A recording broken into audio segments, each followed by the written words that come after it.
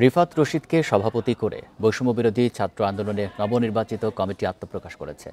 বেলা 12টায় কেন্দ্রীয় শহীদ মিনারে সংবাদ সম্মেলনে এই কমিটি আত্মপ্রকাশ করে। এ সময় নবনির্বাচিত সভাপতি রিফাত রশিদ বলেন, বৈষম্যবিরোধী ছাত্র আন্দোলনের নেতৃত্বে গণ-অভ্যুত্থান দেশের রাজনৈতিক ইতিহাসে নতুন মাত্রা যোগ করেছে। বান্ডেল থাকলে প্রতি সেনমানিতে টাকা বাঁচবে।